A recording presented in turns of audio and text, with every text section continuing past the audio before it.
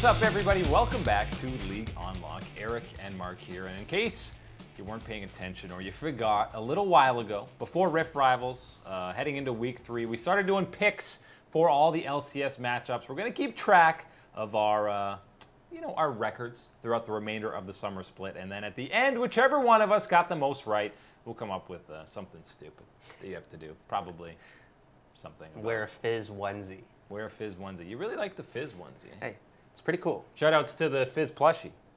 Shoutouts. That's some high quality stuff right there. So a Fizz onesie, only going to be even better. Hey, fish are friends, not food. Important to remember that one. Not foods. But let's look back at our Week 3 picks. See how we're doing. Mark is winning by 1. It's only 1 after the first week. I crushed EU 8-2. And then NA came, and, it's a fiesta, so yeah, you get them all wrong. That's the great thing about looking at this. Either just we know nothing about NA, which is possible. It's very possible. Or NA is just a clown fiesta, and it's hard to predict, and I think that might be more of it. There were some big upsets in that week. I think even FlyQuest beating Golden Guardians. Golden Guardians was looking good. I think CLG lost to Optic. CLG lost to someone that they probably shouldn't have. It's been a wild ride in NA to start out this split here, so it's nice to see that I got 5-5 there, feeling okay at 500, not doing too bad. Yeah, the dream is we're both above 500 after our first week. And again, we only started in Week 3, first 2 weeks. Those are too hard, so we didn't do those. We just went right to Week 3. And now we're moving on to Week 4, starting with that European LCS, which gets going tomorrow. So let's take a look at the first day of action. There's plenty of good matchups, especially that last one, which we'll get to. But it kicks things off. H2K versus Vitality. Pretty easy. We're both sitting on Vitality. Oh, yeah. I gotta trust with the yellow bees on this one. Is that what those are? Those bees? Is that what they're supposed to be? I think it's a bee. What is it supposed to be otherwise? I thought it was just shapes. I'm not very good with geometry, so I don't recognize shapes very often. So animals is where I go. I mean, you know the main shapes, right? Triangles, rectangles. That's a weird looking bee if it's a bee. But Giants Schalke, second matchup. I have been on the Schalke hype train for too long. I'm getting off. A game that they should win, I got them losing because they are the definition of inconsistent. I think they'll bounce back in day 2. Spoilers. But I got Giants upsetting them. See, I'm partying hard, big time off of the Glad playing that JPEG victory here. So I'm sticking with Schalke. I'm staying on the hype train. I got them winning. I mean, the Schalke, I don't know what they would get. A happy soccer ball. Wilson from Castaway. That could be there. Pretty cool. At least they win more than Gennaro. They're sitting at 2-4, which isn't the worst. Third match of day 1. You got pretty much what the odds makers are calling close to a toss-up. Roccat taking on UOL, both sitting there. It's close. Roccat slightly favored, and I think deservedly so. I think overall they're only 1 game better than UOL, but they've looked better in the summer split. Right, I certainly can see this match going either way, but I'm sticking with my boys, sticking with Norskeren, staying with Roccat. Gonna pull through for me. We're keeping track of how many shoutouts Norskeren gets on this show, by the way. He's my boy. He's gonna get lots of shoutouts. We're sitting at least 4 or 5, really, in just the past 2 weeks. The only problem is I've got lots of boys, so it might become a bit of a crowded pen here. But hey, Norskeren, you're still one of my boys. He's still there. He's still made the cut for now. We both sitting on Roccat. Splice Fnatic. Here's the thing. Fnatic's already been trash talking Splice, basically saying they're the worst team that EU had at Rift Rivals. Obviously, they were, but I think they're going to put a little bit of disrespect towards Splice, and Splice is going to say, put some respect on our name. See, I got they're riding a win streak. I got it the other way around. I got Fnatic saying, hey, we went to Rift Rivals together, but let's put a little bit of distance between us and say, hey, we are the champions. We are the ones that you're going to be going through. Come at us here. And I think Fnatic is going to be the ones to dish out the pain. I might be overhyping Splice, but, I think they keep performing like they did towards the ends of Rift Rivals. They got the biggest win of the event. It was their only win, but they got the biggest one. They came up clutch when they needed to. They're going to take down Fnatic.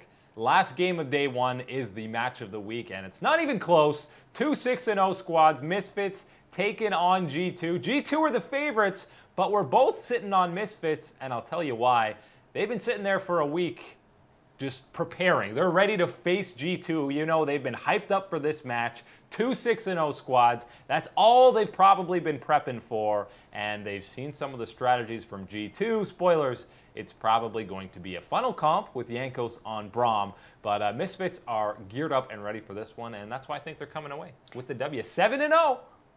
See, Eric's giving you some real strong analysis there. I think that when you're looking at this one, it's going to be clear-cut as rain here. It's going to be Misfits taking the victory, and I'll tell you why. Because G2 have been spending all this time here in North America eating too many pancake breakfasts and all that sugar and all that food that goes in. They're going to be feeling tired when they get over back across the pond, and having to play against Misfits, it's not going to be good playing tired. They're going to be losing to those rabbits. You did see Jankos in an interview with Travis say he really was enjoying the food in LA. So hey, you might have a food hangover. You got to be right on top of things to play Braum jungle. That's an intense champion. So hey, you got to be right there. And I'm worried that they might be in a pancake coma. Probably the most mechanically intensive champion in all of League of Legends.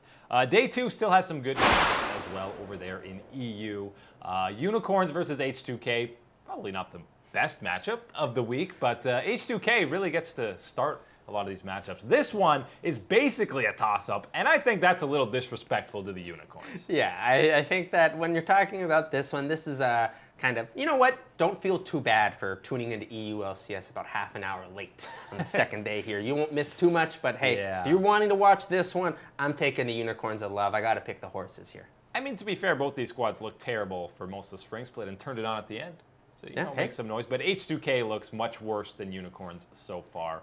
This feels a lot like the EU LCS version of BBQ versus Janair Green Wings. Oh, come on. Give Unicorns a little bit of credit. I think they're better than To be fair, no one is 0-8 here. No, it would have to be H2K playing itself, which, by the way, I would love to watch that. Game 2, Shulka and Splice. I have Giants taking down Splice in a game, Shulka in a game that Shulka should win, and they should lose to Splice, which means they'll beat them, because I have no idea what to think of Shulka anymore. No, I got Splice taking this one this time. They're going to lose earlier on to Fnatic, but hey, it's going to happen here. They're going to pick up the win here to take it on the back half of this week and say, hey, we went to Rift Rivals for a reason here. This is why. And then they went because of their spring performance, not because of what they've done in summer. But Shulka, I really have no idea that team. Third matchup of Day 2, G2 back in action against Giants. And yes, that is extremely one-sided according to the odds makers. And yeah, probably should be. G2 probably clean win. Yeah, this is all the rebounding that needs to happen. They're going to lose in that last match to Misfits there, and then it's going to be the shock, the wake-up out of that pancake coma. G2 is going to be ready. They're going to be European rested now, and they're going to be ready to take on Giants and pick up a victory. Yeah, they just need that extra night in Berlin to take down Giants. Then Fnatic and Roccat in that fourth game. Second biggest favorites of the day goes to Fnatic against Roccat. Roccat is definitely better than Giants, and Fnatic probably worse than G2 right now, but it's still going to be Fnatic. This one hurts. I got to go against my boy North Scarin in this one, taking Fnatic, because this time I think it's going to be Soaz and Bwipo coming through, that mage or bruiser duo that they can roll out from Fnatic. I think they're going to stomp through and take that victory. It's 5 or 6 North Scarin. It's a couple. You know, I just got to keep track. But maybe Reckless comes back. Probably not. Hey, it's possible. He basically just got a nice vacation to LA, so shoutouts to him.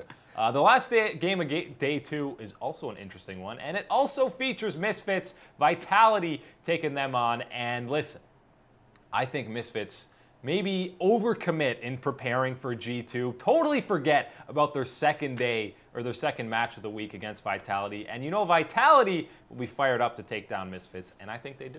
I think that's a very exciting match on the second day of EU LCS action this weekend, because when you're looking at what's going on in this one, I think it's important to remember that, yes, Misfits are mainly have been focusing probably on G2 in their matchup to start off the week, but in this second matchup, it's very important to remember that Vitality do have the opportunity to pull off the upset. They have the skills, they have the compositions and strategies that they need to pull out here to get a victory, and I think it's important to remember that, yes, they've also had this time to prepare and get ready for it, and I don't think that they've been focusing in on only one matchup, so it's important to remember that, yes, they probably will be a bit more prepared for Misfits than, say, Misfits are for Vitality, but I still got the Rabbits pulling out the victory in this one. Hansama, he's going to light up. I like it. I like Attila picking something weird in that bottom lane. And Jizuki has had a rougher start to summer than he did in spring, no doubt. But, I mean, he's not afraid to die for his team. And sometimes that's what you need to come away with the W.